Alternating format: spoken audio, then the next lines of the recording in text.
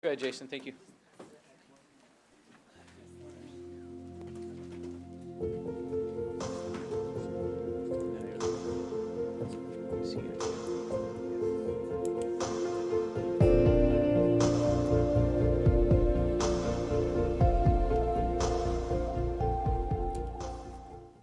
Good evening. Welcome to the Board of Mayor and Aldermen meeting for the city of Hendersonville, Tennessee. It is just a slight bit past 7 p.m. This is October 28th, 2025. We're going to begin our meeting as we typically do, and that's with a prayer and the pledge. And providing our prayer tonight is Father Robert Osborne from St. Joseph of Arimathea Episcopal Church. Father Robert, we appreciate very much what your congregation has been doing for 58 years, I think, what you've been doing since the time that you've been here. Let's join him in prayer. Thank you. Let us pray. Almighty God, we gather here this day in service to you, seeking wisdom, courage, and discernment in all our deliberations. Grant us humility to listen, patience to understand, and integrity to have our social order reflect your sacred order, on earth as it is in heaven. Bless the leaders of our city with a spirit of unity, that our decisions may mirror your justice and peace. Guide us to serve faithfully in accordance with your will, so that our work may bring glory to your holy name. And now, O Lord, we lift before you these names on our hearts, that your presence may be with them. James Patterson, Matthew Fuquay, and Brent Hunter. We ask all these things through Jesus Christ our Lord, who reigns with you in the Holy Spirit, one God, now and forever. Amen. Father Robert, thank you so much. Again, that's Father Robert Osborne with St. Joseph of Arimathea Episcopal Church. Thank you so much. Appreciate that. So, please join me in the pledge. I pledge allegiance to the flag of the United States of America, and to the republic for which it stands, one nation, under God, indivisible, with liberty and justice for all.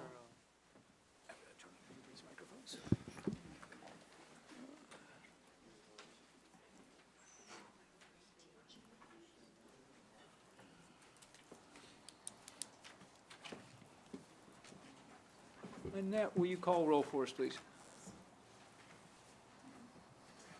Oh, there we go. Hold on here. There we go. Okay. Bergdorf. Here. Collins. Here. Dixon. Evans. Here. Garton. Here. Garza. Here. Goodwin. Here. Martin. Robertson. Here. Sassy. Here. Skidmore. Here. Ward. Here. And Clary. Here. That's 11. So we've got 11 of 13. Okay. And now I'm going to entertain a motion that we accept the agenda. We have a motion from Alderman Skidmore and a second from Alderman Bergdorf. Okay. I do hope that you'll that we'll get support for amending our presentations as the first presentation, recognition and a proclamation for Veterans Day. So we have a motion from Alderman Collins, a second from Alderman Goodwin. Any discussion on that? We will have that one first, and then we'll push the beautification awards down. All in favor, please say aye. Aye. Those opposed, please say no. Also appreciate it if y'all would agree with me on grouping the three reappointments, 8, 9, and 10. So we'd vote on those as one. So moved. We have a motion from Alderman Garza and a second from Alderman Ward. All those in favor, please say aye. Aye. Those opposed, please say no. That passes unanimously. Thank you all. So the next thing we have on the we need to vote on the agenda as it's been amended twice. Any other discussion? Any other proposals regarding our agenda? So we've amended it twice. We have added a presentation, and we have also decided to group other agenda items. All those in favor of the agenda as it's been amended twice, please say aye. Aye. Those opposed, please say no. That passes unanimously. So next we get to do a presentation. David Moomey, would you and the other folks that you've invited here join me, please?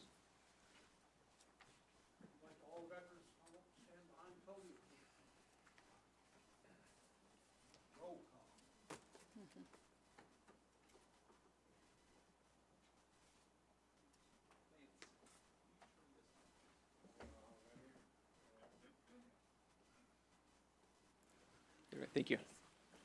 I'm going to ask you to introduce everybody. So, yeah. So the reason we're here is this proclamation and what's coming up on November 9th and also November 11th.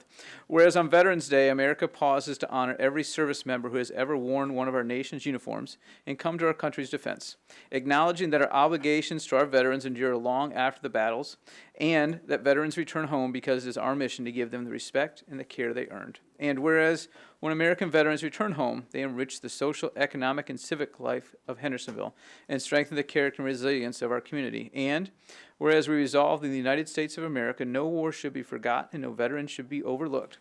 And let us always remember our wounded, our missing, our fallen, and their families. And let us also welcome our returning heroes with the support and opportunities they deserve. And whereas under the most demanding circumstances and in the most dangerous corners on the earth, Americans veterans have served with distinction, courage, sacrifice, and devotion to our nation and to one another. And on Veterans Day and every day, we celebrate their immeasurable contributions and renew our commitment to showing them the full support of our grateful nation. Now, therefore, I, Jamie Clary, Mayor of the City of Hendersonville, Tennessee, do hereby proclaim Sunday, November 9th, 2025, as Veterans Day Parade Day, and commend our citizens to acknowledge our profound debt of gratitude to the patriots who have kept our country as a whole. We also have a veteran here, and that's Lance Ray, our city attorney. The city has a long history of veterans working as staff. We still do. We just received an award from the Department of Defense for several of our police officers and firefighters who currently serve. But when the city was established 50-something years ago, a good portion of the first employees were veterans. And the reason for that was the board back then, three commissioners realized these are people who know how to run things. They're good at organization. They know how to take commands, and they have experience. And so that's why the city very much relied on veterans, and we still do. So Dave, I'm going to let you speak. Well, Jamie, thank you. I'm Dave Mooney, Senior Vice Commander at the Hendersonville VFW post in Hendersonville. I'm also the Secretary of the Military Officers Association, the First Vice President of the American Legion Post 290, and a member of the Vietnam Veterans of America Chapter 240 in town.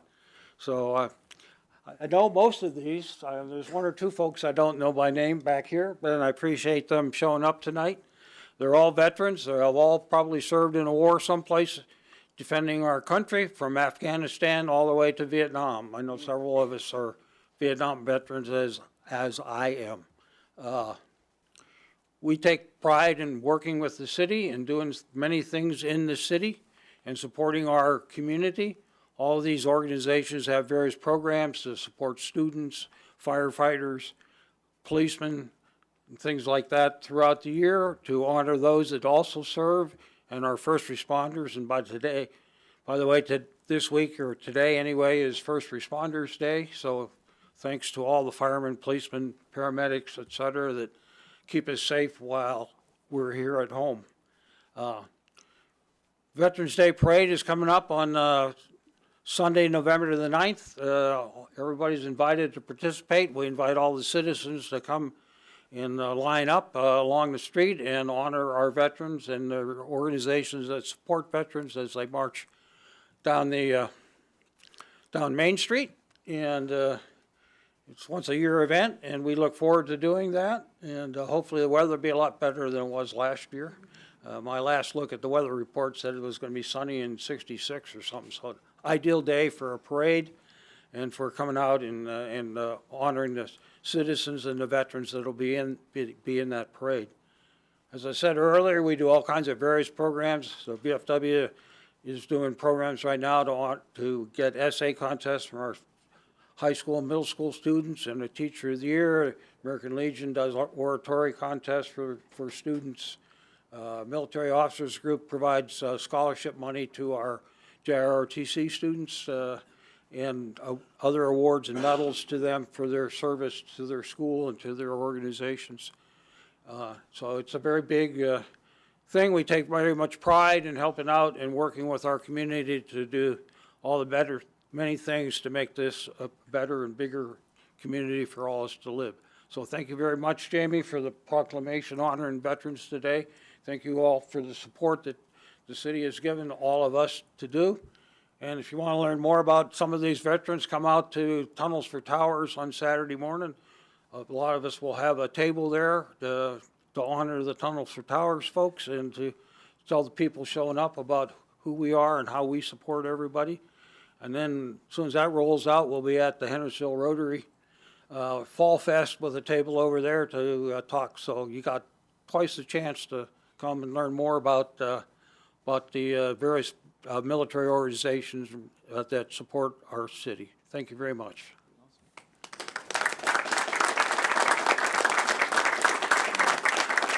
You get to do this, Dave.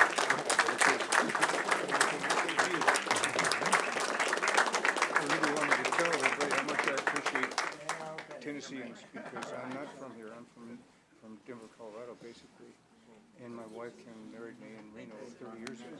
And we come here every holiday and celebrate Christmas. And she'd say, I want to go back home. So finally, 2 years ago, we built a house on Long Hollow Pike on the farm. And what I find very special is I'll go into a place like Publix, and the cashier will look at me and say, "Good morning, sir, thank you for your service." So the clientele and the citizens here are very appreciative. And I really appreciate it. As an outsider, it's coming from a neutral position, and it's not a Tennessean congratulating Tennesseans, it's an outsider. And so I recognize that quality, and I really appreciate it. I'll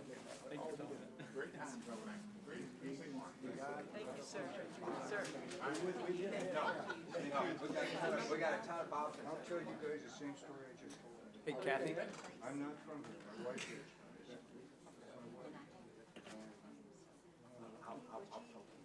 She married me 30 years ago and came to Reno. Merry Christmas. And every year after Christmas, she said she liked to go back. So 2 years ago, You do where Lance went? You do where Lance went? So we've got a couple proclamations, couple presentations, and Kathy Pascal is going to handle that.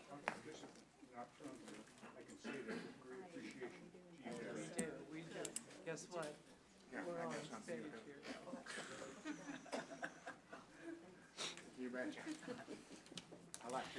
here. Thank you, Mayor. It's good to be here tonight, and Aldermen. Good to see you all. I just wanted to report we had a successful cleanup this past Saturday. We worked with the Lake Shore Committee that cleaned up down at the lake. They worked with the Cumberland River Compact and had a very successful day as well. We had the TDOT director of the community events and investments, and that's Mr. Steve Allen and Victoria Cooper, stayed with us all day long, which was very, very helpful. They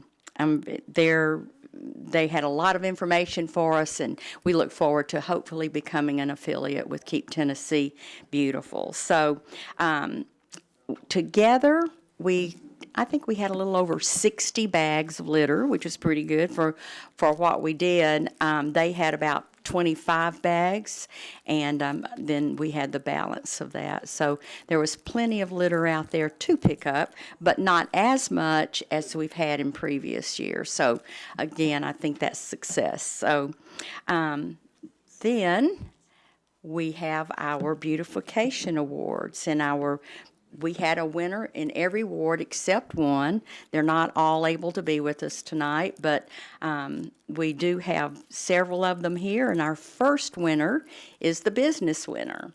And accepting tonight is, you can come on up. Evelyn Bonds and Kathy Holman. And we are just really thrilled. You know, they're kind of off the beaten path. There, it's the Outdoor Ministry Center, which is a part of the community church of Hendersonville.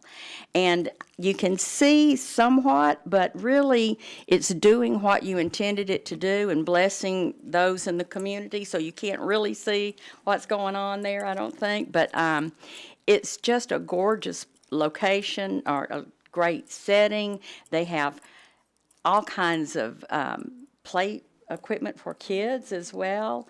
And so that was nominated, and we finally got in touch with everyone. And I am so happy that you're here to accept this award. And it was done in 2013 3. You completed it in 23. And again, it's open for the community, so anyone that wants to come, right? And picnic or play on the playground with the kiddos, that would be fantastic. So, let me see, I want to be sure your title is the Executive Board Chair during this event, right, when you were doing this? And then Kathy, are you still the Interior Environmental Director? Well, Interior. I am not surprised. Just a little side note, Kathy and I worked together in the 90s on beautiful Hendersonville. She actually, we drove around looking at, trying to find winners for the Christmas lights and, Do they still provide you a limousine? no, they don't do that anymore. Some things don't change.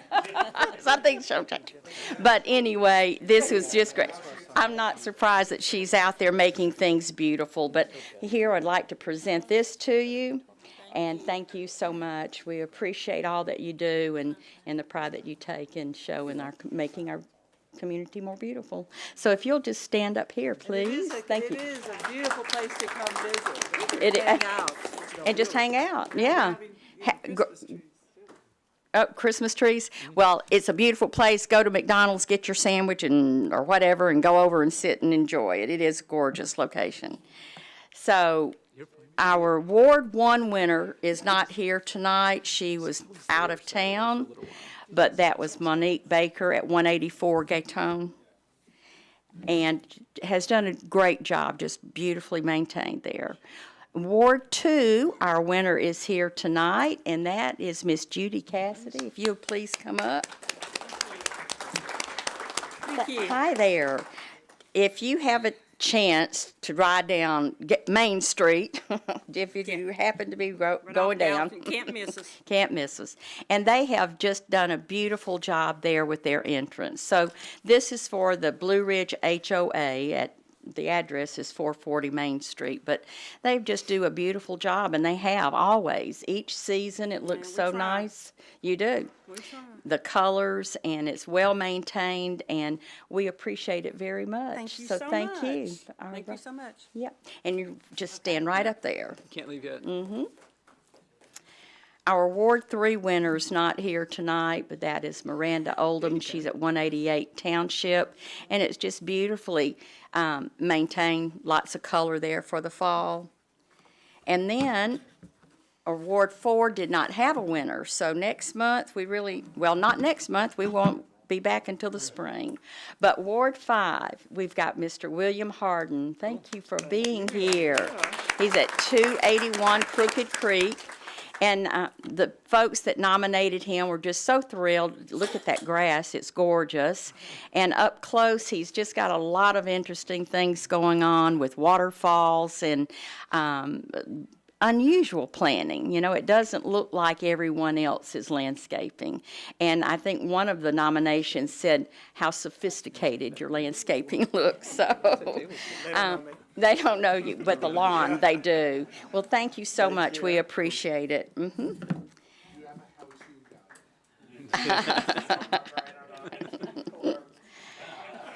And Ward 6 at 267 North Wessington Place is Debbie Hayes, and she's not able to be with us tonight due to some health issues in her family, but she's lived there since I think 79 in that same home, and again, just always keeps it up. She and her husband maintain that beautifully. So we're just very happy to be able to present these awards and let you know how much we appreciate what you do.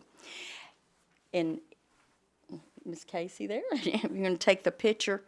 But while you're doing that, I do want to tell you that in November, No, I ducked down. I ducked down. we have Where do decided you that want me, Casey? Okay. for the month of November, we're going to do No Trash November, and we're going to focus on Main Street and the businesses on Main Street and picking up the litter there. So you'll hear more about that, but we hope that many of them will participate in that. That's it. We'll be back Thank in you, the Kathy. spring. Thank you, Kathy. Thank you, Jimmy. Thank you all. Thank you.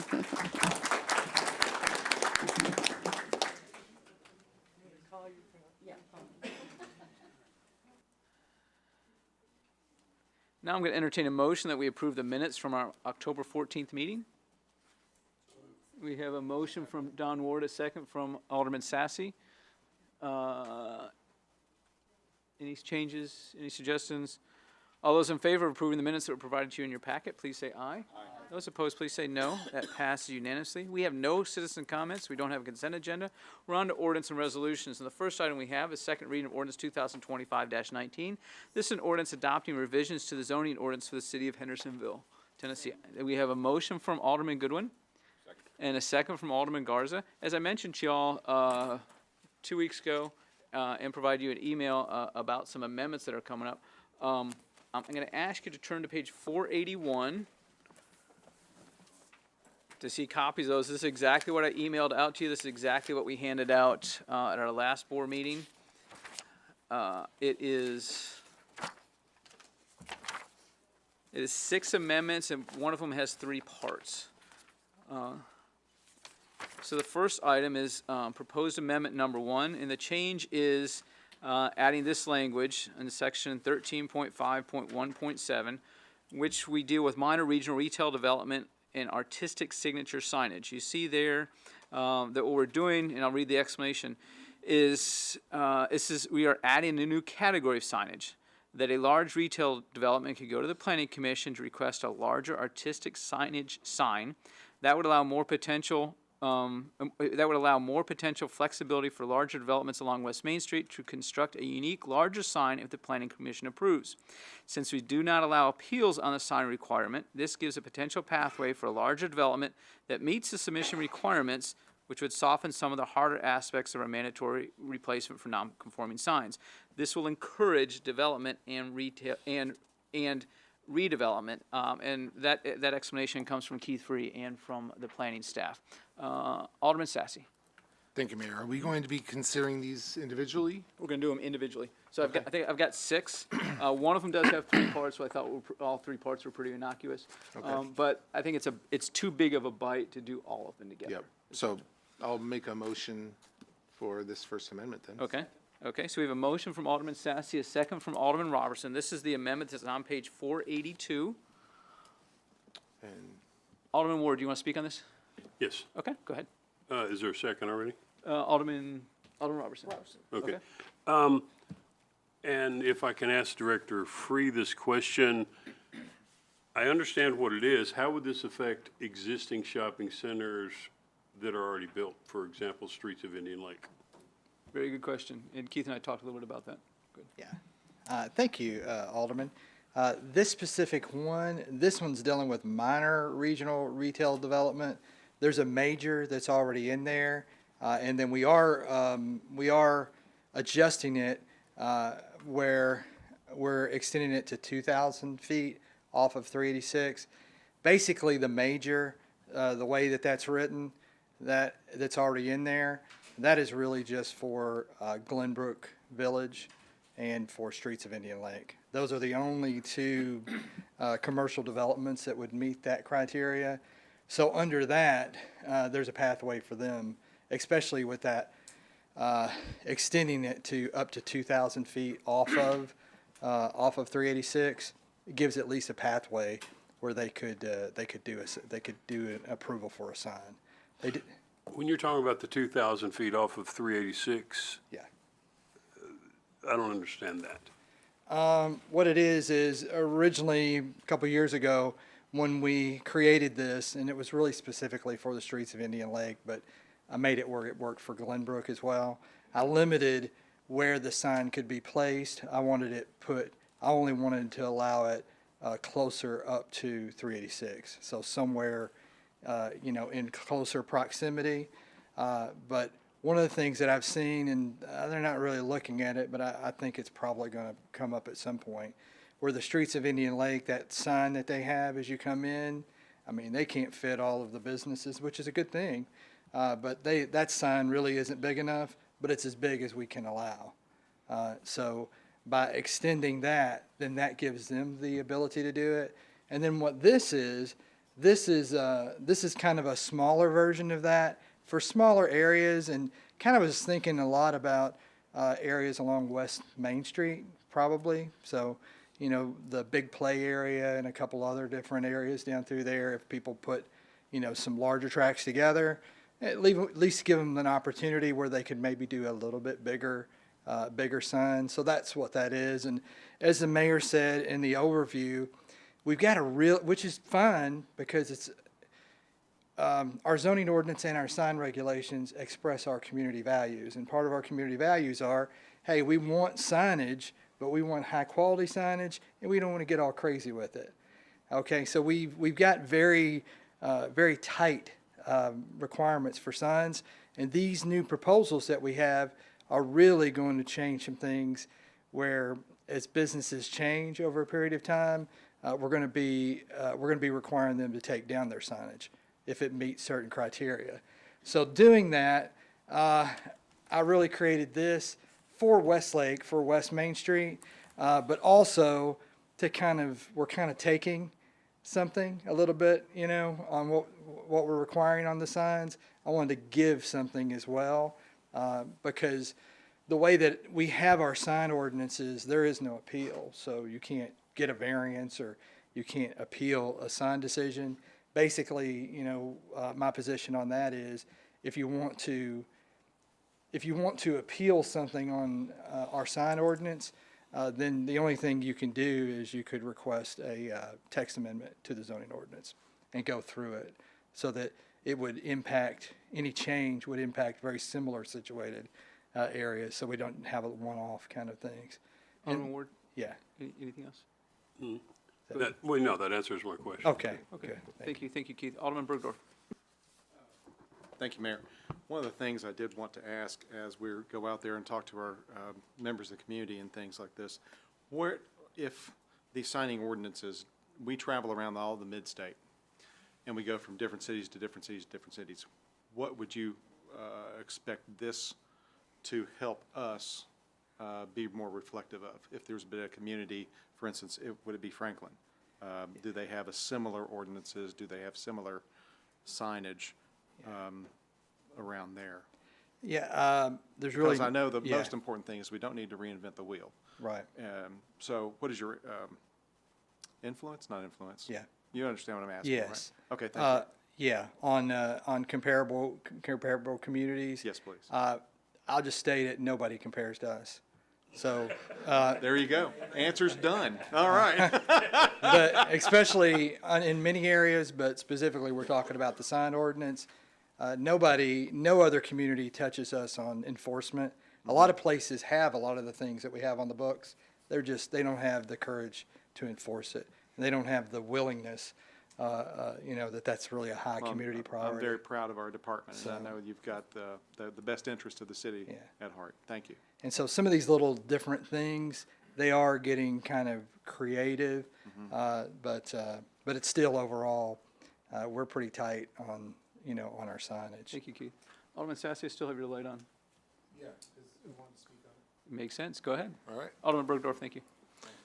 thank you. Don't go anywhere. Yes, All right, I had a few questions on this. yes, So in 13.5.1.6, the major regional retail, in 1A, it says more than 15 acres within one lot or contiguous lots within the same plan development. yes. But we don't have that within the plan, within the same plan development in this one. Was there a reason that was excluded? Well, it very well, it could be, that could be added to that.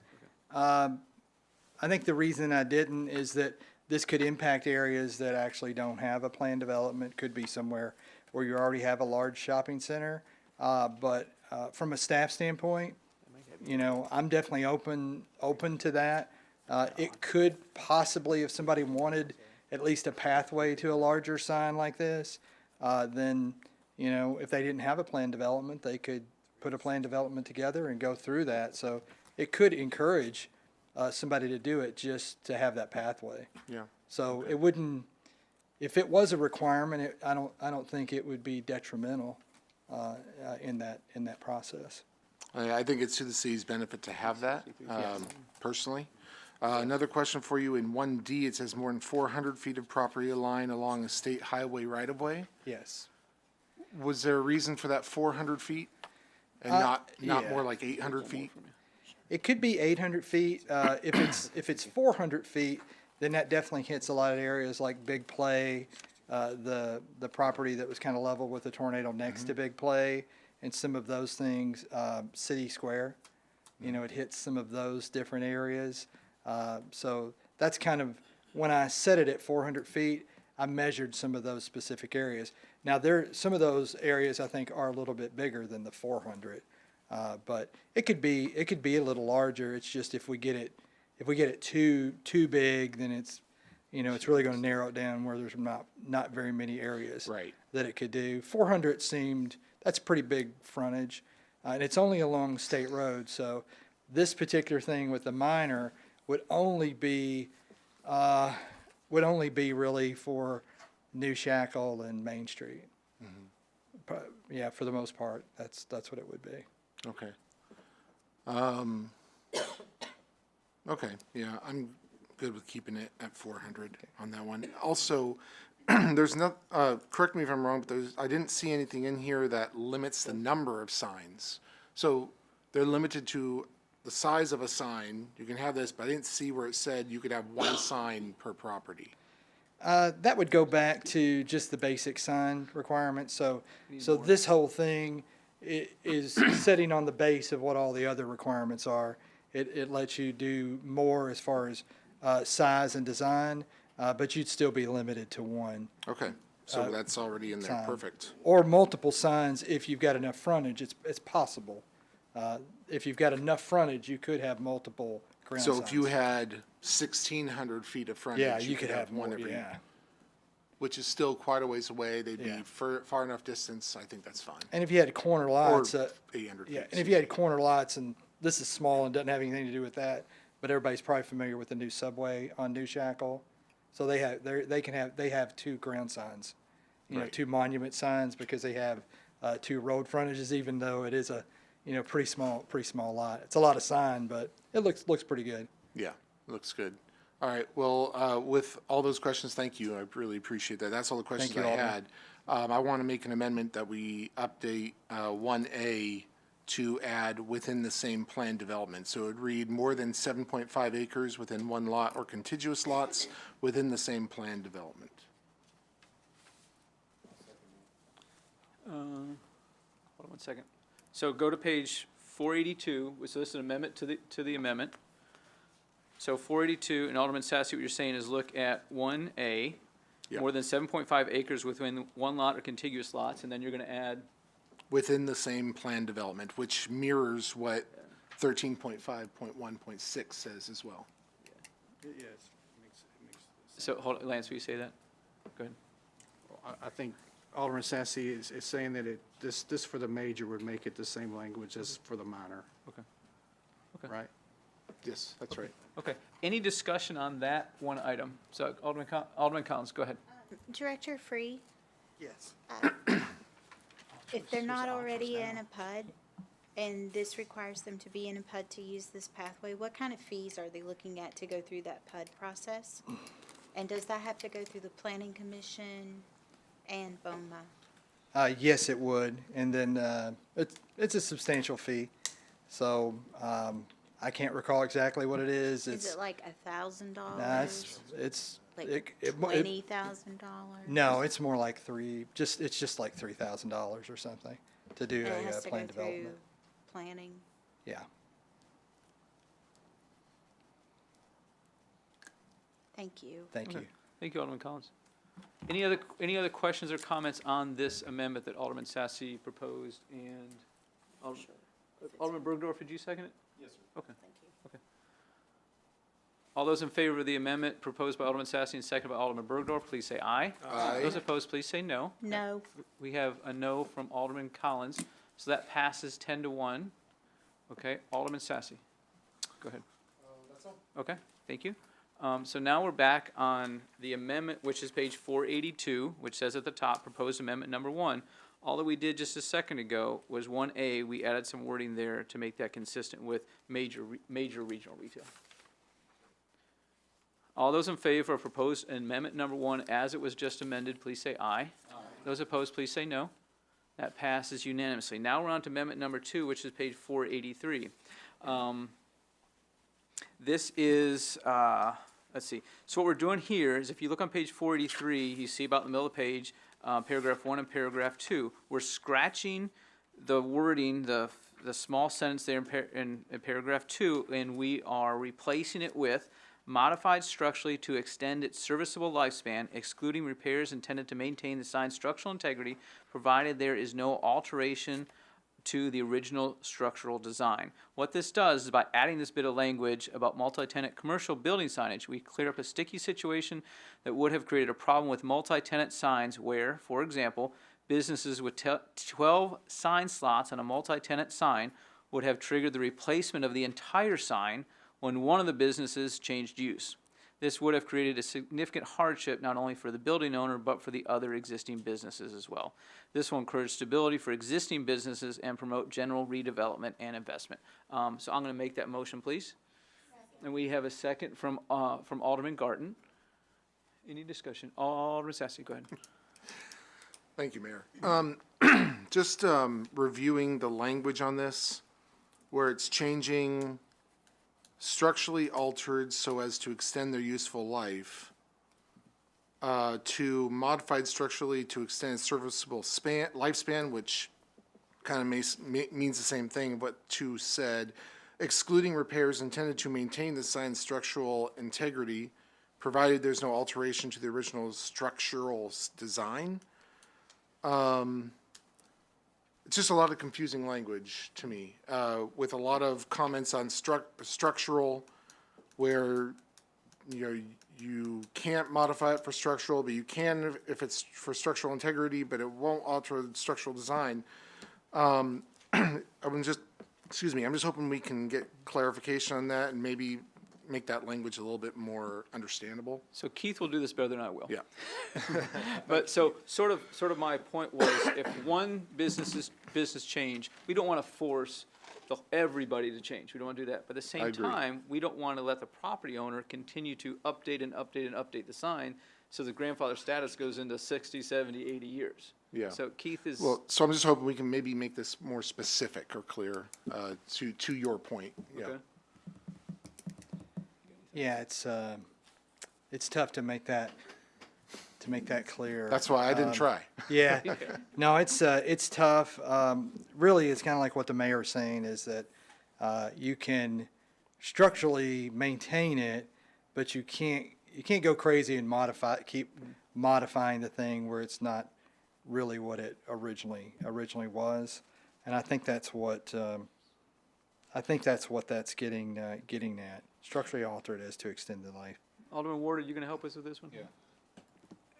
Well, I'm wondering if it's even enforceable, because if I go maintain a sign and I weld in a piece of angle iron for whatever reason, my question is, who from the city is going to tell me if that's structural or not? That's a good point. Yeah.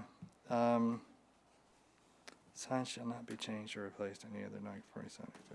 Should we add something in here about the aesthetic appearance? Alderman Ward, feel free to weigh in. I'm fine with that. You're being helpful here. Well, it is, so I agree with Alderman Sassy that this is confusing, because if I were to go out there and actually work on that sign and service it, and because structurally it really has to do with the supports embracing, and signs are moving all the time in the wind, so if a brace breaks loose, as a sign manufacturer and service person, I don't want to be able to fix that weld, because it is a structural weld if it's a brace that has come loose. But I think what we're trying to get at here is, don't keep grandfathering this in for 30 years. But I guess the word I'm struggling with is structural integrity of who's going to be the judge of who's going to have the final say on whether it is structural or not.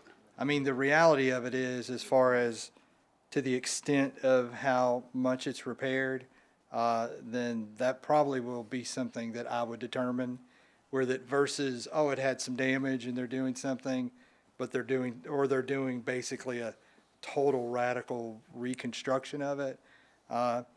This is tightening the expectation that on some of these signs, especially these big multi-tenant signs, we want to see them eventually go away.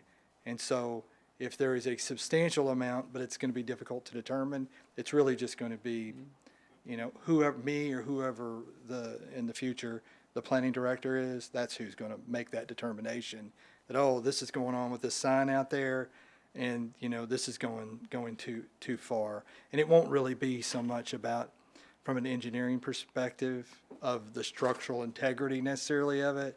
It's just going to be a judgment call of, this is way too much going on, with this sign. That's why it's really difficult to define it. So It could be removed. We have things about structural alteration in other parts of the document. This is really dealing mostly with the multi-tenant signs. So if you're saying it seems like we have three options. We can go the way it is right here.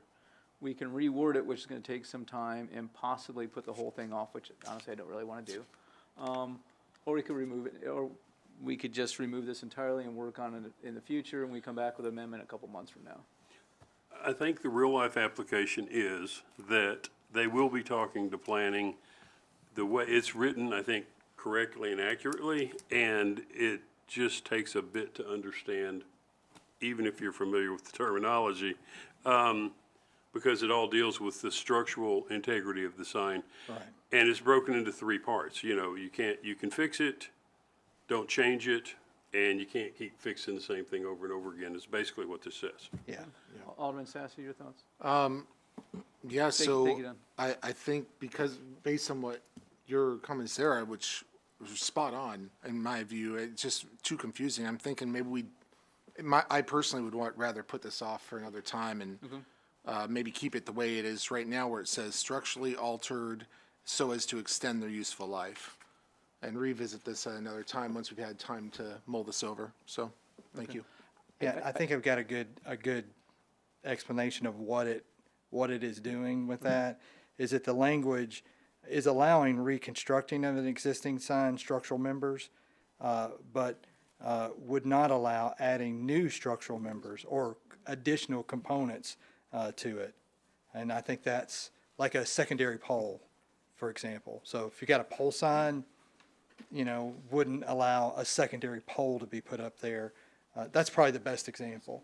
So you got the Kentucky Fried Chicken sign. I don't even know if they have a pole sign, but you got a Kentucky Fried Chicken pole sign, and it's aging. And then for structural stability, they need to come in and add another pole or two poles on the side. And then that would be when you're crossing the line. So. Hold on one second, Keith. First off, Alderman Collins, we need to have her listed as a second. I said it was Alderman Gardner. So Alderman Collins, were you the person who seconded this? Okay, so that was one of our discussions.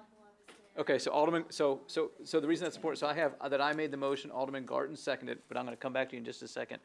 Go ahead, Alderman Collins, and then I'm going to ask Lance to say something.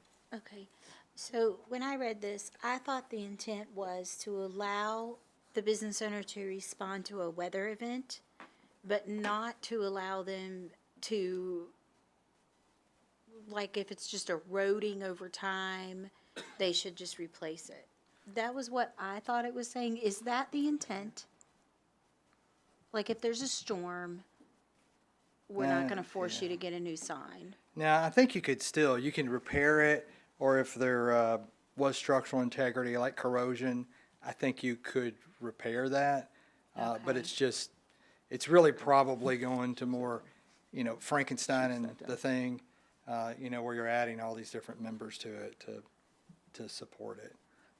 That's probably more of what this is. So here's where I'm leaning, and Alderman Garton, I want your thoughts on this, please, is withdrawing this amendment, not the whole ordinance, withdrawing this, asking Alderman Sassy to get with Lance or get with Keith and Alderman Ward. And it's not uncommon to have amendments to our sign ordinance or zoning ordinance. That happens. It's going to take some time because it has to go back through the whole committee process. That's not a horrible thing. But Keith? Good. Unless you have some wording. Maybe on that one, I think you're going to have the one, or we're going to be faced with Oh. the problem? Yeah, we still have, number 1 has passed. Okay, just number 2, This yeah, is just just number removing 2. 2? Okay. Yes. Go ahead, that'd be Lance. fine. Subject to the board's approval, or Alderman Sassy, what if if this was passed at Director Free's discretion, he could just add in some examples of what is acceptable and what is not acceptable underneath the text to illustrate what the meaning of the text is? Yeah, that would be, I think that's heading in the right direction. What I don't want to happen is, like you mentioned, adding additional structural elements that are gonna change the entire appearance of the pole just so they can save it. Yeah. Which I felt like the original was indicating that, so as to extend their useful life.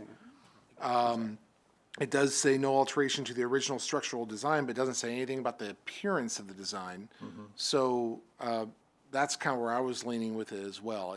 I feel like it needs to look the same Yeah, as it did. right, correct. Hold on 1 second. Lance wants to add to that. Well, what I was suggesting is if we did pass it tonight with the discretion given to Director Freed, just to add some examples to illustrate what this language actually means after the fact. And if the board didn't, or any alderman didn't care for the examples, then we could bring it back up as a separate amendment.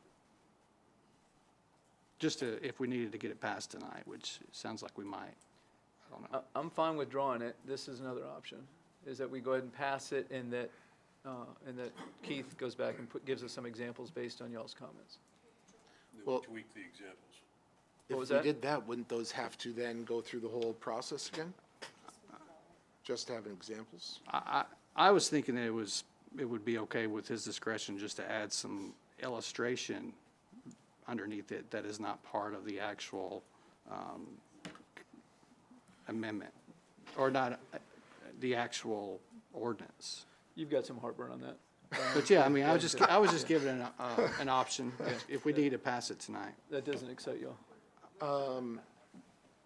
I mean, I'm fine with Director Free's discretion, but I would want it documented. Okay. Okay.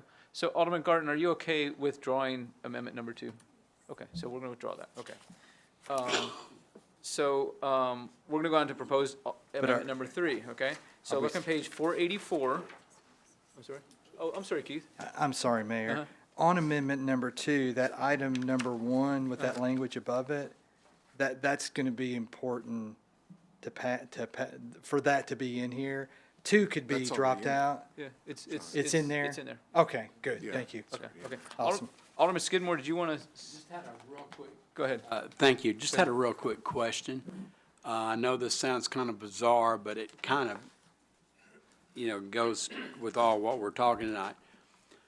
Who enforces the sign ordinance? Is it codes, or is it your office in planning?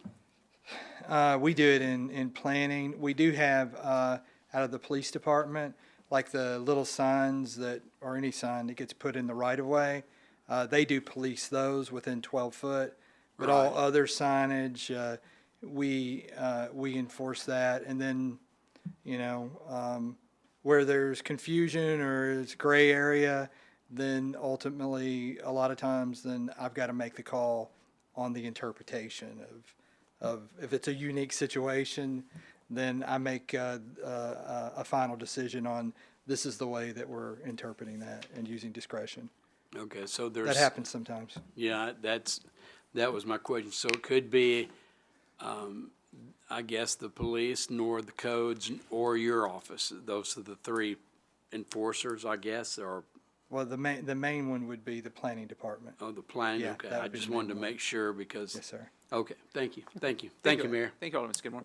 So page 484, what we're doing there is we're replacing the text you see in the middle, which is currently in the proposal, with the text that you see down below. And let me read the explanation here. A non-conforming sign would only need to be replaced when there is a change of use classification. These are the macro uses like a business leaving a space that was under the entertainment use classification, art gallery, for example, and the new business that is retail sales under the retail uses classification. If the new use is under the same use classification, like a bank and a funeral home, both are service uses classification, then the funeral home would not be required to replace the non-conforming sign with a conforming sign. Hence, the use classification, service uses, remains the same.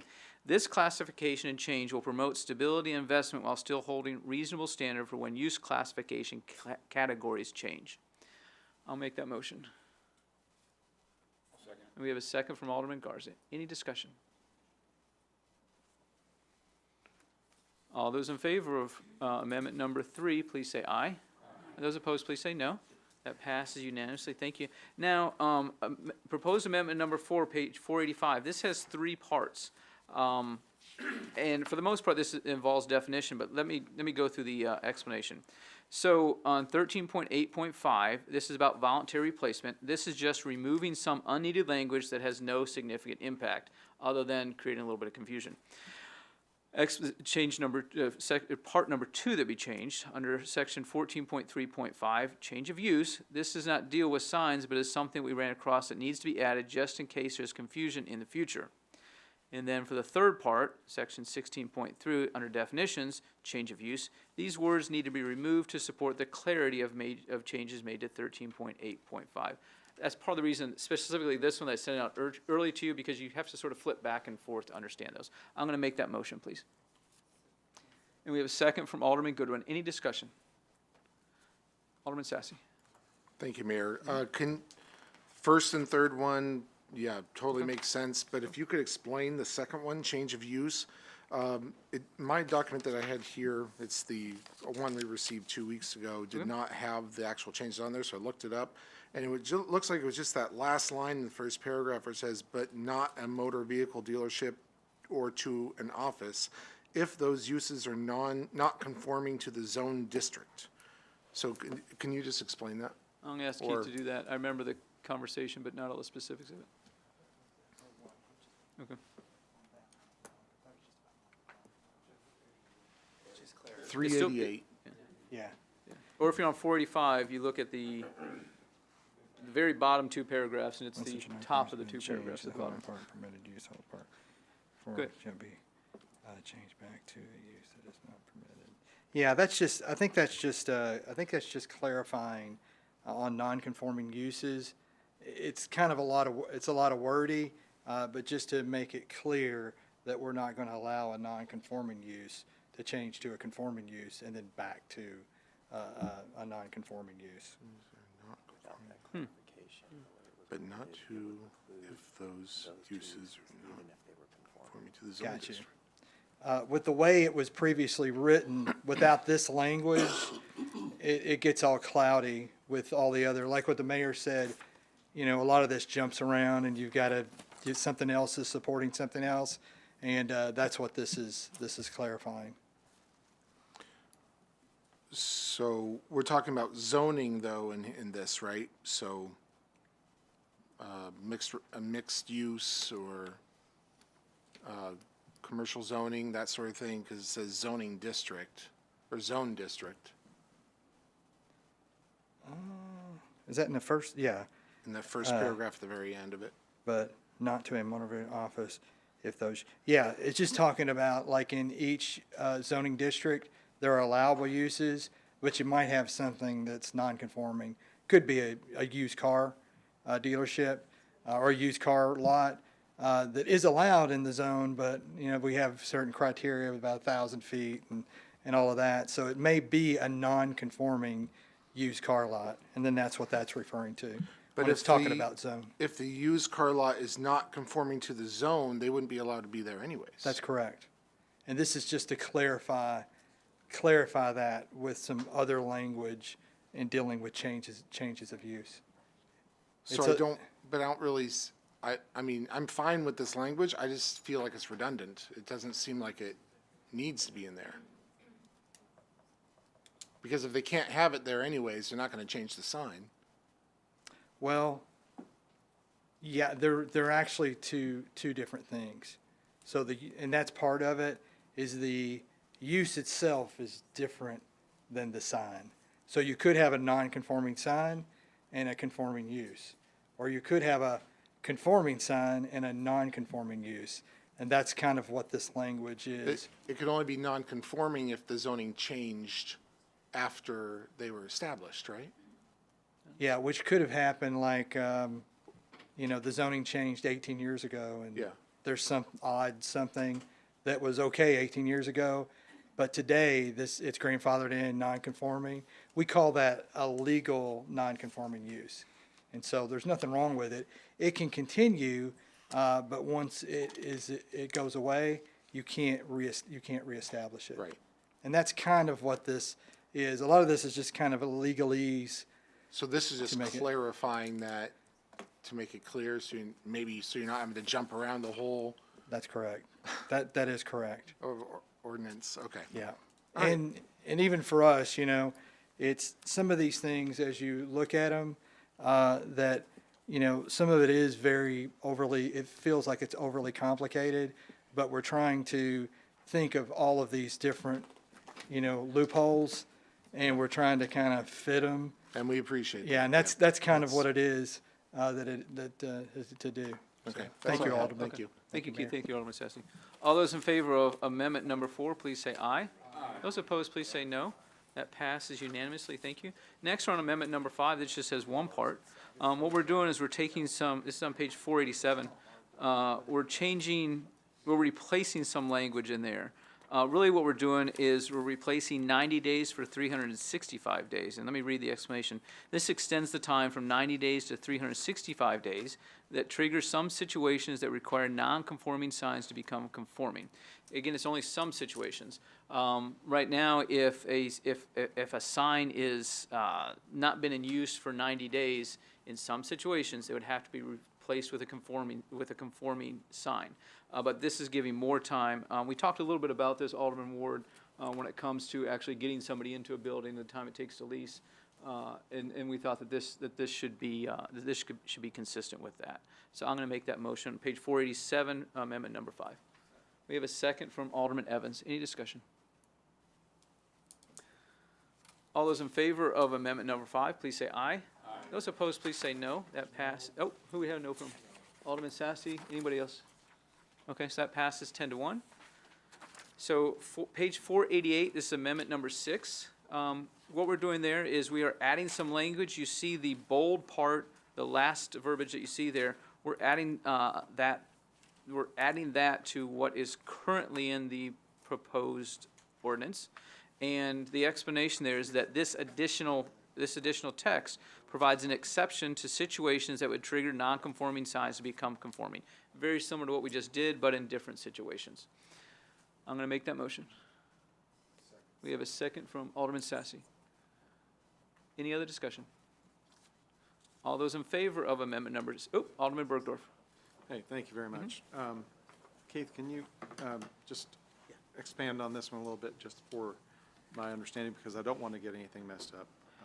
Yes. So what does this amendment do exactly?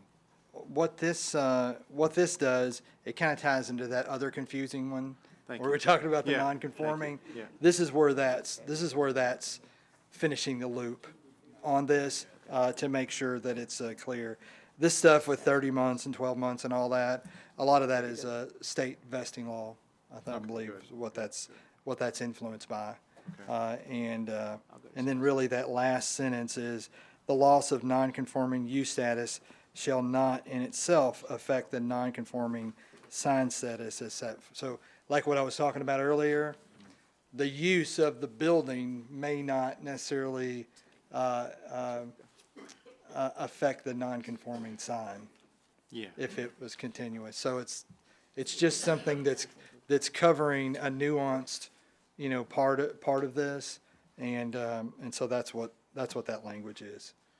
Well, thank you. You helped me a lot on that. Yeah, I and appreciate it doesn't do anything like that, and even the other one, it's not doing anything That's what- substantial. yeah. It's just kind of covering the bases, Okay. with it. Thank you, Keith. Thank you, Thank Alderman you. Bergdorf. Thank you. All those in favor of amendment number 6, please say aye. Aye. Those opposed, please say no. That passes unanimously. Alderman Sassy. Oh, there you go. Thank you. Thank you, Mayor. Yes, I have one more small amendment here, on page 359. It's section 13.5.1.4, flag. And, it's just to clear up a little bit of, just clear up the language a little bit, I think, in my opinion, and interested to hear what the board feels about this, but it says there shall be no more than 3 flagpoles per principal building on any zone lot. The poles must be installed in concrete, that's great. There will be no more than 2 flags per pole. And then the next line says, no flag may contain a commercial message except that one of the 3 allowed flags may contain a commercial message in a non-residential zone. So we're kind of getting different information there. It's saying you can have 3 poles with 2 flags per pole for a total of 6, but then it says one of the 3 allowed flags may contain a commercial message. So I would just like to add into B, where it says there may be no more than 2 flags per pole with a maximum of 3 total flags. I'll second that. We've got a motion and a second from Alderman Garza, motion from Alderman Sassy. Did you look at this? Yeah. Okay. Any other discussion on this? Any clarification needed? All those in favor, please say aye. Aye. Those opposed, please say no. That passes unanimously. Thank you, Alderman Sassy. Anything else? Alderman Sassy, anything else? Any other discussion, any other proposals for our updated zoning ordinance? Oh, Alderman Robertson. Thank you. I passed, or I emailed out my intended 2 minor amendments to the zoning ordinance tonight. The first one, if you'll turn to page 123. And we're going to pass those out as well. Thank you. Okay. 123. Table 4. If you see the minimum lot width, and what I'm addressing here is density. I'll wait till everybody gets one. Sorry, Alderman Robertson.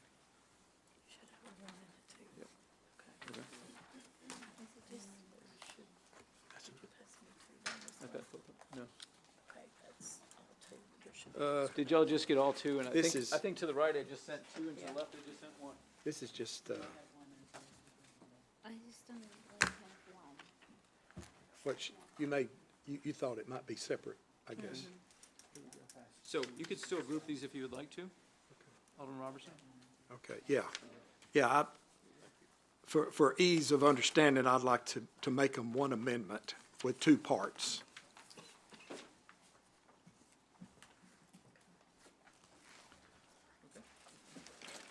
So we have a motion. Well, yeah, we have a motion. Okay.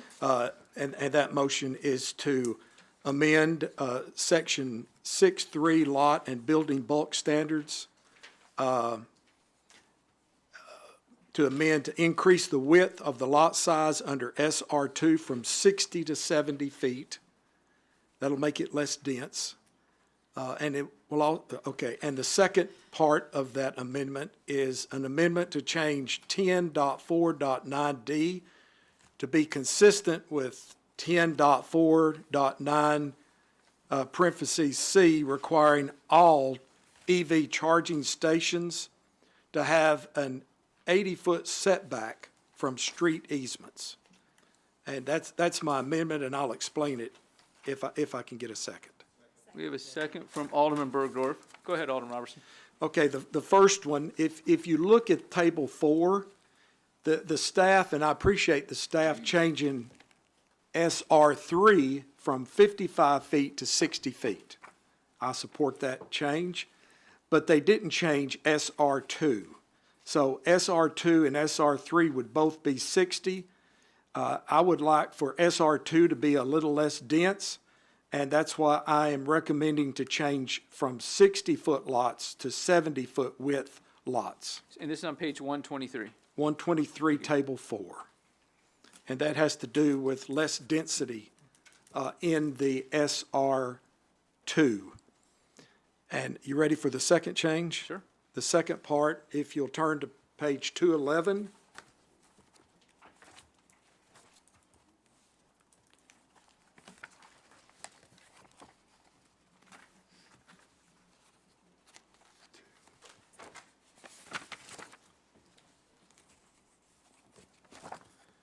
You see, in 10.4.9, electric EV charging equipment, minor and major, there is a difference in the setback for minor of 50 feet. The major is 80 feet, and I thought that it would be better to be consistent. I think the further we can get this equipment off of the street in case we have to expand it or widen the street, I just think that consistently 80 feet off of the street right away makes more sense. So I'm moving to make that those two distances consistent. And Alderman Robertson, that's right in the middle of the page, I believe. It says D shall not be located within 50 feet, so we Yes. cross that out and put 80. Yes, that's it. Okay. Anything else, Alderman Robertson? A couple questions, I think. That's all. Okay, Alderman Sassy. Thank you. And I'm gonna have to go back to, what was the first page, sorry? The first page is 123. 123, let me go back there. Because we started talking about EV, and now I forgot what my question was, so. Minimum lot width.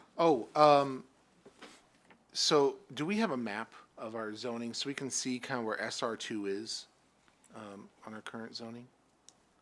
Maybe in a minute. So while he's pulling that up, we can go on to other questions. That would, Okay. yeah. Okay, Thank we'll you. come back to you. Alderman Goodwin. Quick question. Will this affect residential charging stations at people's homes? No, Okay, it will not. These are commercial. thank you, Alderman Goodwin. Alderman Collins. That answers my question. So back to you, Alderman Sassy. That was too quick. There we go, okay. All right. Oh, sorry. Okay, so it's. Majority of it's that big section in the middle there. Yeah. Okay, I'm satisfied. That's all I want to see. Okay, thank you, Alderman Sassy. Thank you, Jason. Thank you, JP. Any other discussion on the proposed amendment by Alderman Robertson, which has two parts? Okay, all those in favor of this amendment, please say aye. Aye. Those opposed, please say no. That passes unanimously. We're back on the main motion, which is the updated zoning ordinance. So we have amended it once from Alderman Robertson, 5 times from me, does not include my proposed amendment number 2, which we withdrew, 1 time from Alderman Sassy, 1 time? 1 time from Alderman Sassy. Okay. Okay. Any other discussion? Alderman Robertson, I've got your light on. Is that from earlier? Okay. All those in favor of second reading of ordinance 2025-19, please say aye. Aye. Those opposed, please say no. That passes unanimously. Thank y'all. That's a lot of work, and we appreciate all the work that y'all did on that. Next one, first reading ordinance 2025-22, an ordinance rezoning 3.82 acres located at 311 and 313 East Main Street and 102 Maple Drive on the south side of East Main Street and west side of Maple Drive from office plan development and suburban residential low density to general commercial plan development and approving the new Maple Glen Comprehensive Development Plan to govern the development of that property. Alderman Martin.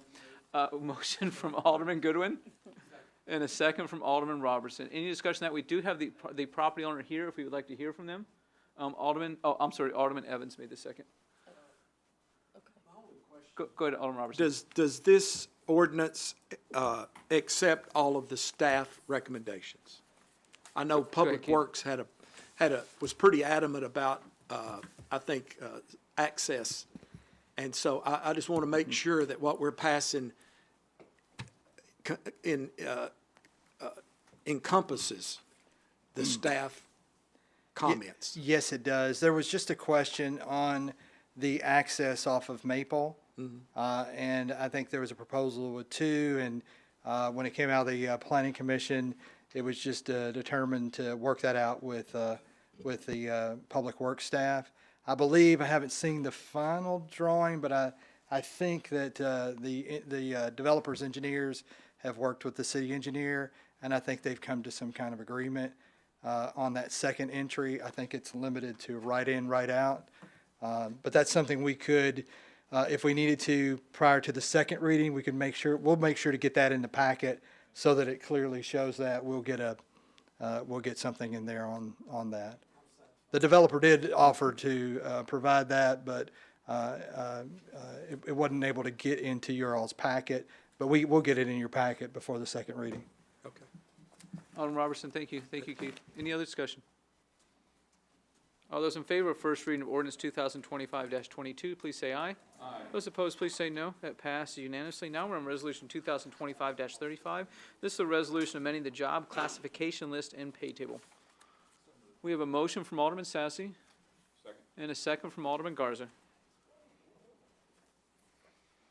All those in favor of resolution, I'm sorry, Alderman Robertson. I would just like to, I really support this change. Our Parks Department, especially after coming off of Pig Fest, they were out there, it seems like 7/24. And so I do think that I appreciate, Mayor, you and the staff working on this. And I would like to be added as a co-sponsor. Without objection, we're going to add Alderman Robertson as a co-sponsor, resolution 2025-35. Any other discussion? Alderman Garten. Also like to be a sponsor on this. Without objection, we're going to Stay add for Alderman liaison Garten as a part. co-sponsor. Any other discussion? All those in favor of resolution 2025-35, please say aye. Those opposed, please say no. That passes unanimously. Thank you all. Next, we have second reading of ordinance 2025-21. This is an ordinance amending budget ordinance 2025-09 to reflect final year and department adjustments to the city's 2026 fiscal year budget. Who would you hear a motion from? Alderman Garza, and Alderman Garza makes a motion. Alderman Bergdorf seconds it. He stuck his hand further out there than you did. I do need to hand out some amendments. I'm going to ask Tamara to come up and give us a little bit of explanation on this. Have you got them, or do I have them? Okay. You did. Okay.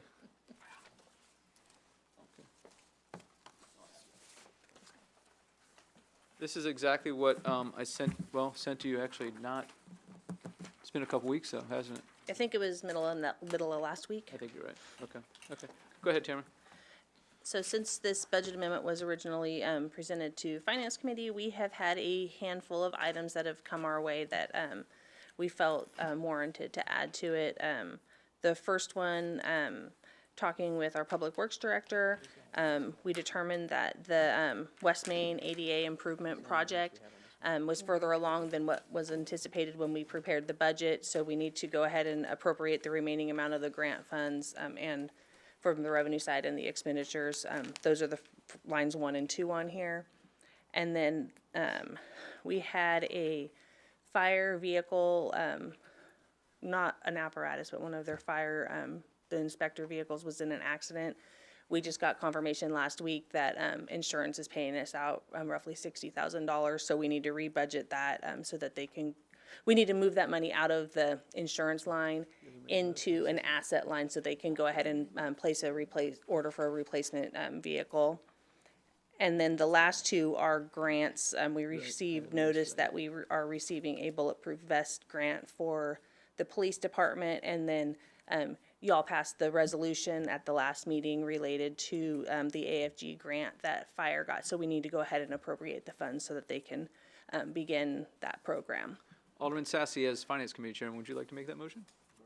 We have a motion from Alderman Sassy and a second from Alderman Evans. Alderman Sassy, go ahead. Quick question on the bulletproof vests. Is there a split on that grant? I didn't. So it looks like it's like. No, so they had money budgeted. They had $8,400 already budgeted. They're going to buy the bulletproof vests whether they receive the grant money or not. They actually received the grant money for just over $10,000, which means they can buy a couple more. So we're adding the entirety of that revenue. Great. And then we're increasing the budgeted expenditures by $2,200 so that the revenues and the expenditures are equal. Got it. So this wasn't like a match grant or anything. It was just a flat grant of 2266. Yeah, and they already had some of it budgeted. They have to purchase them either way. It's Yeah. just a little bonus when we get the Great. grants. Love it. Thank you. Alderman Sassy, thank you. We've got a motion and a second. Okay. Any other discussion on the amendment? All those in favor of the amendment, please say aye. Aye. Those opposed, please say no. That passes unanimously. Now we're back on the main motion, which is ordinance 2025-21, second reading that we just amended. All those in favor of ordinance 2025-21, please say aye. Aye. Those opposed, please say no. That passes unanimously. Thank you all. Now we're on resolution 2025-37. This is a resolution establishing protocols for immediate releases and public disclosure related to the Safe Haven baby box surrenders. Alderman Collins. I so move. We have a motion from Alderman Collins. Second. And a second from Alderman Robertson. Any discussion on this? All those in favor of resolution 2025-37, please say aye. Aye. Those opposed, please say no. That passes unanimously. Thank you all. Next, we have resolution 2025-38. This is a resolution recognizing the public benefit of lot mergers and establishing a fee exemption for certain lot merger applications. Alderman Sassy. Motion to approve. We have a motion from Alderman Sassy and a second from Alderman Garza. Any discussion? All those in favor of resolution 2025-38, please say aye. Aye. Those opposed, please say no. That passes unanimously. Thank you all. Next, we have resolution 2025-39. This is a resolution authorizing an accrued sick time use policy, which provides a mechanism for employees to cash out on a limited basis a portion of the unused sick hours. Alderman Garza. Just a point to note, in general committee, we recommended this with a neutral. Which is why you're making a motion, is that correct? Why I'm making a motion. Okay, thank you. Do we have a second? We have a motion from Alderman Goodwin. Any other questions, any other discussion? Alderman Evans. Yeah, I raised some questions when this was brought to the general committee, and I just had some questions for Director Gallo or for the COO about this. Let's bring them both up. I'm sorry? Let's bring them both up. Okay. Get up there. Good point. It is. I've thought a lot about this since the meeting, and while on one hand I appreciate being creative and trying to look for ways, because the way I understand this is that going to the state's insurance program, we're not allowed, you can't have an HSA, correct? And I'm sorry? HRA. HRA, yes, I'm sorry, HRA. So that's going away, and this was a way to try and help employees with maybe insurance benefits being a little bit higher than what they used to be. That was the impetus, yes, sir. Okay. It came up in the conversation, we were talking about FSAs. Do we currently have a FSA with our employees or no? No, sir. We don't have that. Why would we not look at FSAs as an option? Because that would be the same way. Because my concern is that the way this is written is you're allowing them to use sick time, be paid for it, be added as compensation to it. So therefore it's taxable. So that's a concern for me. But I'm thinking, okay, well, why couldn't they take funds from an FSA? It would be it would be pre-tax. They could set it aside for these kind of things. Why was that not an alternative?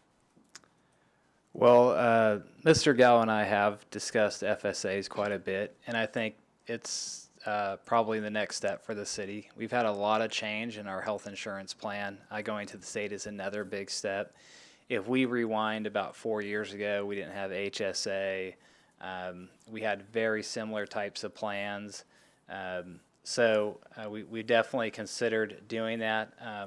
We have a lot of change coming up with this plan. We can implement an FSA along with this plan. It doesn't necessarily replicate the HRA. So the HRA was more robust than maybe an FSA is. and this would be to all employees, whether they contribute to an FSA or not. So with the FSA, you have to enroll in it, you have to contribute to it, and it can be very beneficial if you plan for it. But you know, in the instance where someone has something unexpected and they don't have an FSA, then this plan would cover them, where if they didn't choose to enroll in an FSA and didn't choose to put their own funds in an FSA, if they didn't have this, then they wouldn't be backfilled with a HRA that we currently have in our plan. And so for those of us, HRA stands for health reimbursement? Yes, sir. Okay. And how does that work currently? So we have 3 different health insurance plans, and I should have Jason come up here and talk, but if I missed that, just let me know. 2 of our plans are eligible for a health reimbursement account, which means if you have, let's say for an example, if you have a $5,000 deductible and you go and you get a $3,500 bill, if you go to the hospital and you get a $3,500 bill. The way that our HRA is right now is it's sandwiched. So you'd pay the first $1,000, and then depending on what plan you have, one of the plans pays $2,500 in an HRA. So if you went and you had a $3,500 bill, you as an employee would pay $1,000. The city's HRA would kick in and pay the next $2,500. So out of that $3,500 bill, you'd pay $1,000 as an employee. Okay. And then on the back end, if you went back and there was another $1,500, you would be responsible for that until you hit your deductible. And so that, or out of pocket, yeah. So that is not an option with the state plan. They do not administer it, and they do not let us administer it. Okay. So it's off the table. Okay. And so when we thought, hey, there's potentially a couple $1,000s that folks won't get reimbursed. And we're thinking about, when folks aren't potentially planning, they didn't plan to break an arm or break a leg, how can we backfill that? So this was us just trying to think of a way to backfill it. But I definitely think FSAs are on the table. It is a lot of change right now to go to the state's plan. I don't think FSAs are out. We've talked about it's just a lot to do at one time if we roll on FSA with this enrollment. I mean, if the board wants us to do that, I think we can certainly, we could do it. The HSA accounts have to switch because we can't do them at Pinnacle anymore. So we're going to have to go to a different bank. We're adding a new plan, so we're going to have 4 plans instead of 3 plans. All the deductibles are different. So it's just a lot of information at once. So we thought, let's do a clean implementation of this plan, and then let's consider FSAs either maybe 6 months later or a year later to roll on. Okay, so in my mind, I'm trying to get, so what you're saying is the FSA is not really designed to take the place of the HRA or to help, and this is just a way to take care of that where you're just, it's a reimbursement. Yeah, the FSA is a great plan, but it doesn't supplement what the HRA does. And this was intended to supplement what our current HRA does. Okay, so if you would help us all with the mechanics of, because you're saying that it's a mechanism for employees to cash out a portion of their unused sick hours. So yeah, is that determined? So in other words, if somebody comes to you and let's say it's $1,500 for the first instance, $3,000 for a whole year, and that's the cap. I'm assuming based on someone's rate of pay, that they have to have enough sick hours to be able to pay for that. In other words, it would be deducting their sick hours. Yes, sir. Right. So, okay. Yeah. My last, I'm still kind of mulling that through, but my last thought on that, does it not encourage folks not using their sick leave? In other words, banking more of their sick leave? And does it not encourage or entice them to not take sick time when they're sick or when their kids are sick? Maybe not, but to me, it's kind of out there because I would think that they're not going to take it because they want to be able to be paid, therefore adding to their compensation. I couldn't speak for every individual, but this was when we were thinking about this plan, it was really for the what if, the unplanned, right? Someone has something, you don't plan to use your deductible up every single year, and that way, maybe someone's not going to put in their FSA the amount that their deductible would be. And so, the city's pretty generous with sick time. We give employees 12 days a year. So, some of our employees who are retiring have thousands of hours of sick time. And, we also looked at this as, is this a way that, it's not, there's some give and take. So where, it's not, we're not just giving employees another $3,000. This is something that, that they have in their bank. So we thought, from a balance perspective of how do we pay for this, maybe this balances it out because it's not just a freebie, but there's no way for employees to cash out their sick time right now. So that was kind of the thought process. This is nothing we've ever heard of. We were just trying to adapt to the situation that we were in and trying to provide an option that employees could avail themselves to, but you would have to have sick hours built up. And some employees do use all their sick hours, but a lot of employees don't. So the difference from an employee who doesn't use their sick hours and someone who does is maybe they're at work a lot more than someone who doesn't use their sick hours. So maybe it's fair for them to have the option to cash out where, because they're at work more too. So it wasn't intended for people necessarily to not use the sick time just because it's options there, but it is there for someone who does have it. Got it, okay. And one last, so this does allow them to use what they've accrued in previous years? Yeah, all their sick time goes into a bank, so it doesn't necessarily matter what year it's in unless there's a cutoff date, and we didn't put a cutoff date on this resolution. Thank you. Alderman Evans, thank you. Alderman Collins. So, I have a kind of different perspective because 100 years ago, I used to charge people a fee for my advice on their finances, and that would include how they should best use their benefits. So I'm thinking about this from the perspective of what type of family does this make sense for? And it seems to me like a family with little ones, you're not going to have sick time to cash out. So, because if you've had children, you know that they get sick, then you get sick, then your husband gets sick. So if you have two people working, you don't have sick time when your kids are little because somebody's always sick. And it really seems to me like the families that this fits are families with only one income, where one of the parents stays home with the kids, or old people like me who rack up money, and like you were talking about not using your deductible.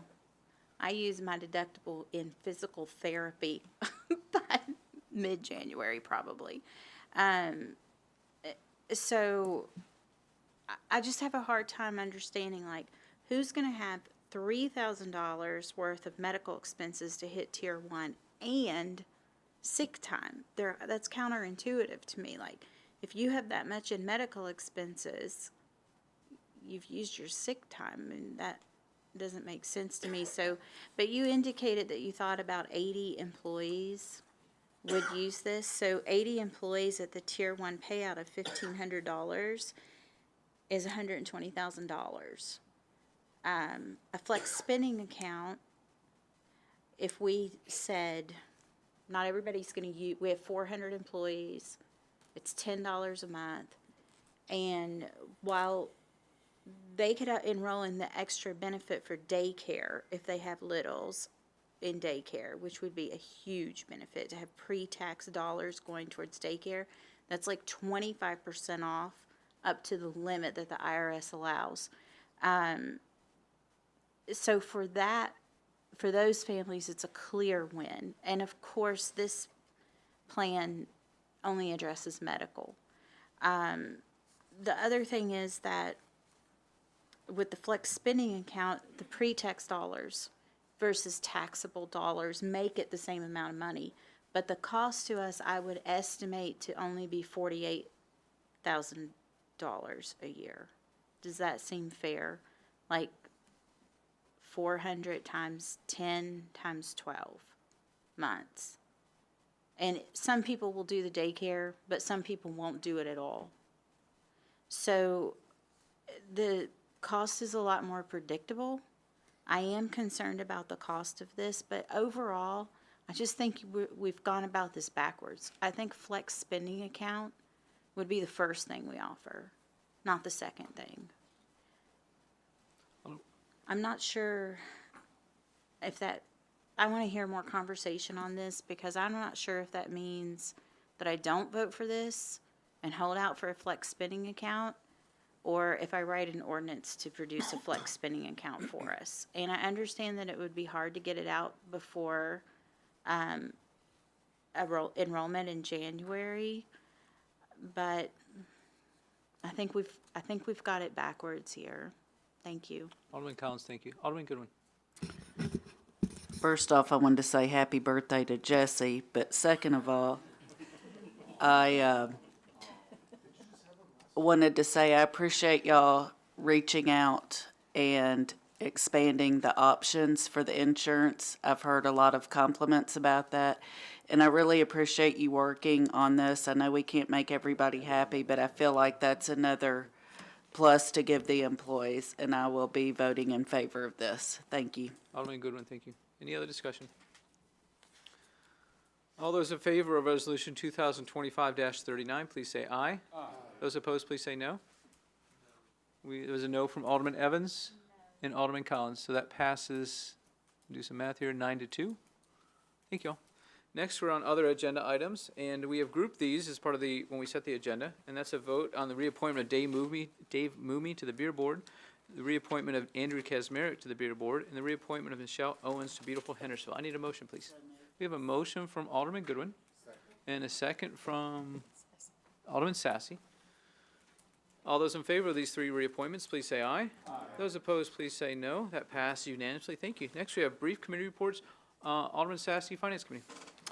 We did not have a meeting tonight. Excellent report. Next, we have Chairman Skidmore from Public Works Committee. Well, believe it or not, I can't say no report tonight.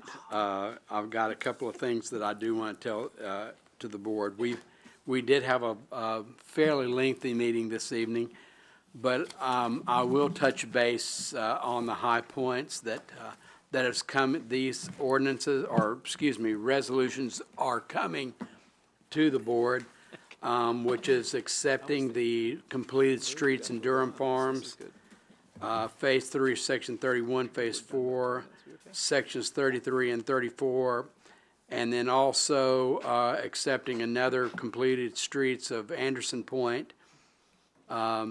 That's coming to you, and then we have one that is going to be coming, a resolution, which we will get more in detail at the board level when it does come, and that is the pavement management plan for the city of Hendersonville.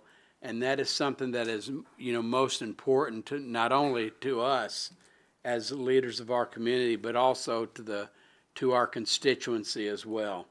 One of the main things that not only me, but everybody on this board gets is complaints about the streets. And so this management plan is hopefully going to affect us in a very good way that will help all of us in the city of Hendersonville. But that's coming to you soon, and we'll be able to talk about it a little more.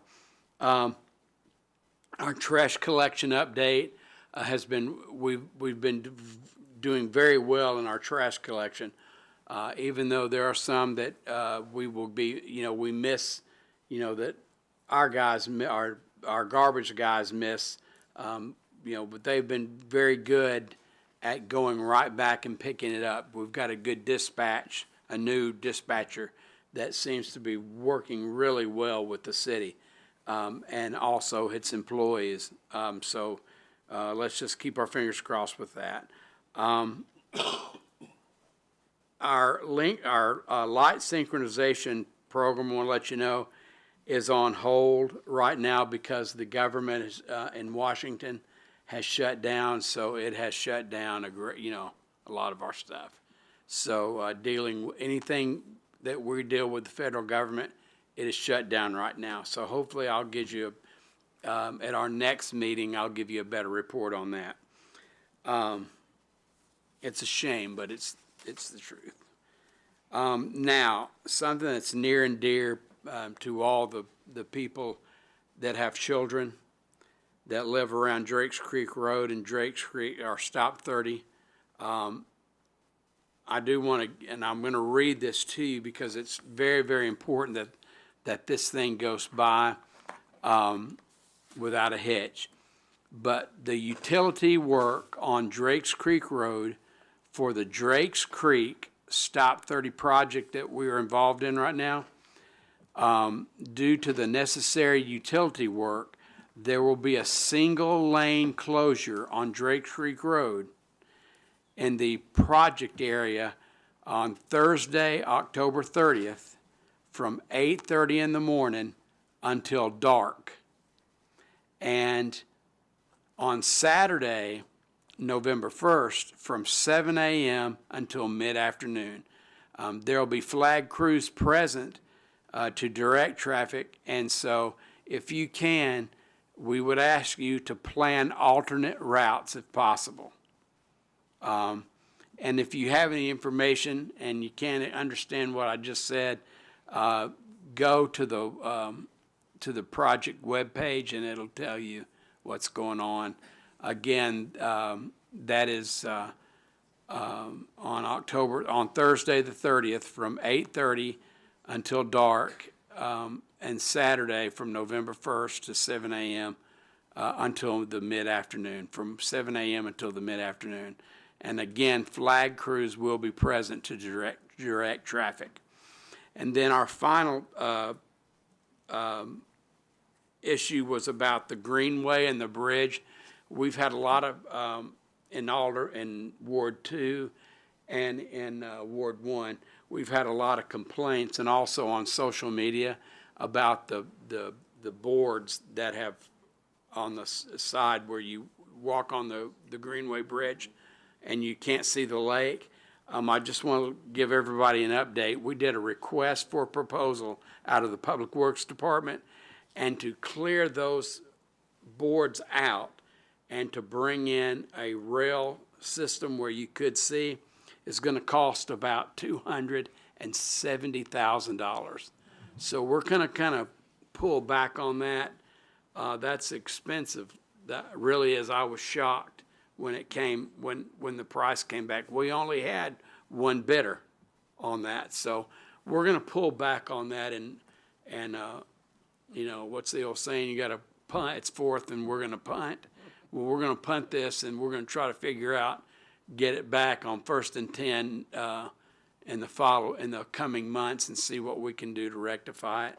And to be honest with you,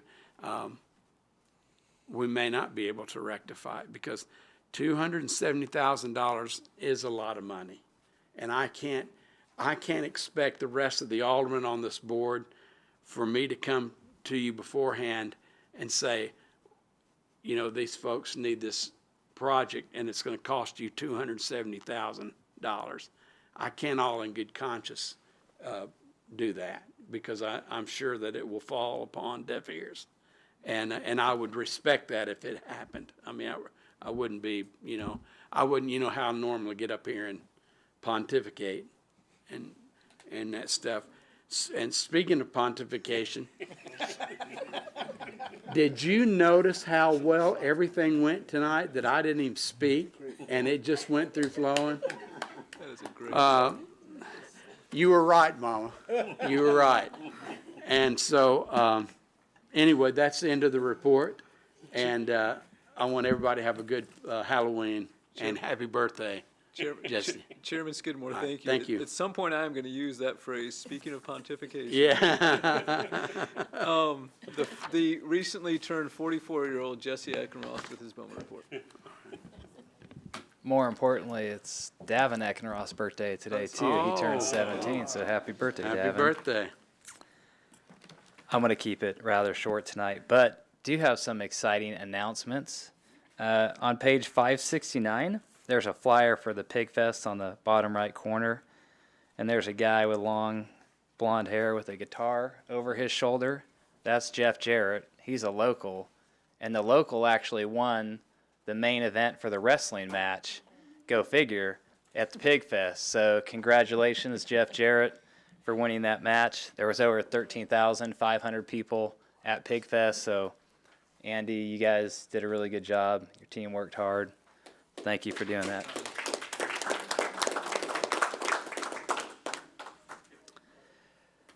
This Saturday, there's Tunnels to Towers at Saunders Ferry. That's a 5K run. It starts at 9 a.m. and you can sign up online. It's for a great cause, so if anyone wants to get out there and support that, that helps first responder families. And then last item I wanted to note, we are tracking, and we update this report once a month, so this is the same as the last month, but on page 571, we show the staffing numbers for fire and for police. And as of this evening, there's only 3 more offers that we can give for police because we have given all the offers except for 3 open positions. So we should have a good number to update this report with next month, but I don't think we've had as few as 3 offers for PD since I've been at this city. So, you know, the board has been very supportive of recruitment for PD. It's working. So that concludes my report, and happy birthday, Davin. Thank you, Jesse. Alderman Robertson, question for Jesse? I do. It's for the staff. Keith has already left, hasn't he? Has he left the building? Okay. My question, and maybe General Counsel can help with this question. Tonight, in the ordinance, the zoning ordinance, we had some regulations for smoke shops, like vape shops. And I want to ask the question, I forgot to ask it, so I'll ask it during staff questions. Lance, with what we approved tonight, are the number of those shops unlimited?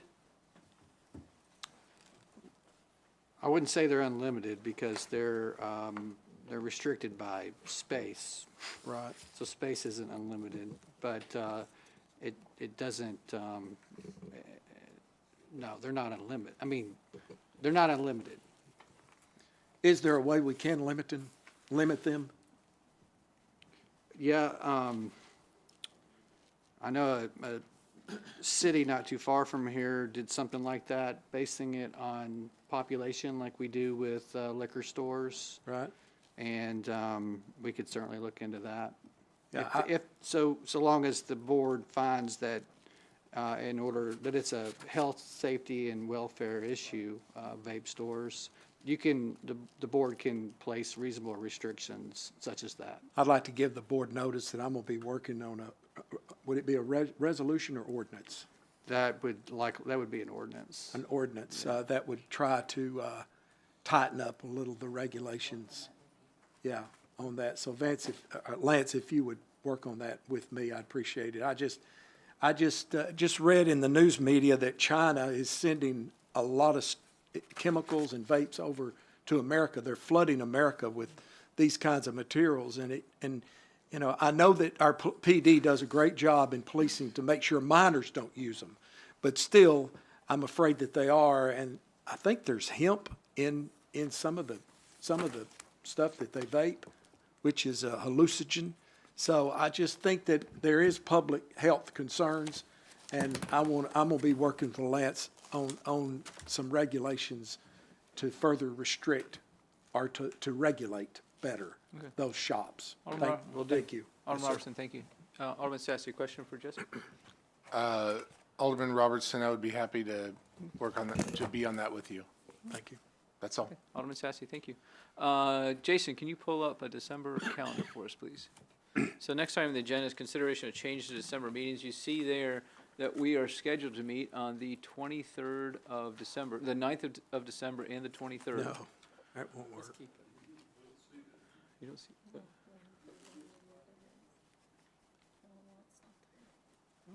Y'all don't see that?